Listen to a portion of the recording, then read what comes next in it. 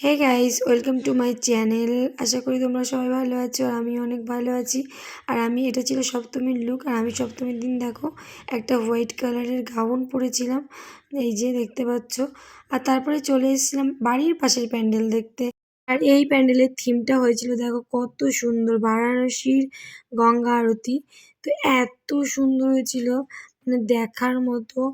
আর পুরো জল নিচে দেখতে পাচ্ছ তোমরা, জলের মধ্যে উপরে যে আরতিটা করছে সেটাও পুরো স্পষ্ট দেখা যাচ্ছে, বুঝতে পারছো তোমরা। আর এত সুন্দর ঠাকুরটা হয়েছিল ভিতরে। ওটা ছিল বাইরের থিম, আর পিছন দিক দিয়ে ঘুরে ঠাকুরটা দেখতে যেতে হতো। আর এদিকে দেখো, এইদিকে শিব ঠাকুরটা হয়েছিল একটা কত সুন্দর। আর তারপরে আমাদের স্পোর্টিং ক্লাবের ভিতরে এসে বসলাম ফ্যানের সামনে, কেন কি এত গরম ছিল, তাই জন্য পুরো ঘেমে যাচ্ছিলাম আর মেকআপ খারাপ হয়ে যাচ্ছিল। আর আমি আমার যা মিলে এই প্যান্ডেলের ভিতরে এসে বসলাম একটু ফ্যানের সামনে। আর এদিকে দেখো আমাদের ঠাকুরটা, আর এই যে হাওয়া চলছে। আর ওখান থেকে মোটমাট আর ওঠার নাম করছি না, ওখানেই বসে রয়েছি। ছেলেপিলেকে ওখানে বসিয়ে দিয়েছি যে তোরা ডিস্টার্ব করিস না, এখানে বস। তারপরে তোমার দাদাভাই এসে বললো চলো ঠাকুর দেখিয়ে নিয়ে আসি। তারপরে ও নিয়ে আসলো ঠাকুর দেখাতে। আর এদিকে একটা হচ্ছে দেখো শিব ঠাকুর, উপরে অনেক বড় ছিল শিব ঠাকুরটা, মানে কাছ থেকে দেখলে বোঝা যেত। আর এর ভিতরের প্যান্ডেল মানে ঠাকুরগুলো দেখো কত সুন্দর হয়েছে। তারপরে পেয়ে গেল খিদে, আর এখানে সোনা বললো এগরোল খাবো, তাই এগরোল বানাচ্ছিল, এগরোল খেয়ে নিলাম। আর তারপরে চলে আসলাম কুমোরপাড়ার গরুর গাড়ি। ছোটোবেলায় আমরা পড়েছি কুমোরপাড়ার গরুর গাড়ি।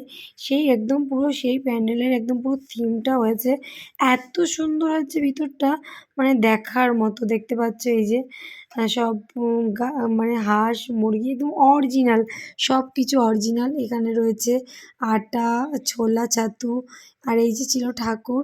আর এখানে নৌকাতে হচ্ছে মহিলাটা বসে আছে, নৌকা চালাচ্ছে। আর কত সুন্দর দেখতে পাচ্ছ বিচলির যে ঘরগুলো হয় এখানে, যে চুড়িদার টুড়িদারগুলো বিক্রি করছে, মানে পুরো যে ওই কুমোরপাড়ার গরুর গাড়ি কবিতাটা সম্পূর্ণ সেই একটার পর একটা এই যে এখানে সাজানো রয়েছে। আর দেখে এই যে দেখতে পাচ্ছ, আর এখানে গুড় বিক্রি করছে পাটালি। তো ভীষণ ভালো লেগেছে প্যান্ডেলটা দেখে। প্যান্ডেলটা দেখে বেরিয়ে আসলাম আমরা, অনেকক্ষণ ভিতরটাই ছিলাম। আর বেশ একটা একটা করে সোনাকে বোঝাচ্ছিলাম এটা ওই ওটা ওই, তোরা তো এই গল্পটা এই কবিতাটা পড়িসনি, তো এটা শোন। তারপরে চলে আসলাম আরেকটা প্যান্ডেল দেখতে। তো সেখানে হচ্ছিল যে ত্রিশূল হাতে নাচে ভোলানাথ, এই গানটা। আর ওরা সবাই নাচ করছিল। অ্যাকচুয়ালি কপিরাইট যদি আসে ওই জন্যে আমি গানটা স্কিপ করে গেছি।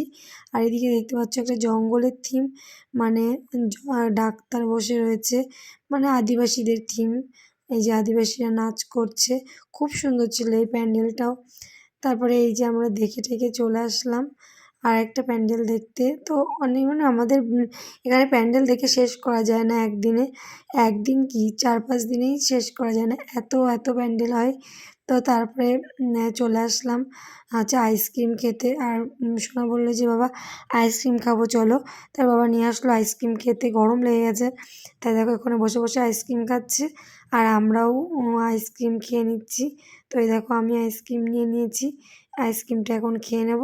তারপরে আবার চলে গেলাম আরেকটা প্যান্ডেল দেখতে। এটা হয়েছিল পুরো বই, মানে আগেকার দিনে যত রকম বই ছিল সেই বইয়ের মানে পেজ দিয়ে ওই থিমটা করেছিল। আর এটা কিন্তু অন্য আরেকটা প্যান্ডেল ছিল। তো প্যান্ডেলগুলো হেবি সুন্দর ছিল। তারপরে খিদে পেয়ে গেছে, তো তোমার দাদাভাই চলে আসলো বিরিয়ানি নিতে। তো বিরিয়ানিটা আমরা পার্সেল করে নেবো, বাড়ি গিয়ে খেয়ে নেবো। তো এটাই ছিল আমার ব্লগ। যদি ভালো লেগে থাকে অবশ্যই লাইক কমেন্ট করতে ভুলো না। আর সপ্তমীতে অনেক অনেক ঠাকুর দেখেছি, তারপরে চলে আসলাম বাড়িতে। তো সবাই ভালো থেকো, সুস্থ থেকো, টাটা। নেক্সট ব্লগ নিয়ে আবার দেখা হবে খুব তাড়াতাড়ি।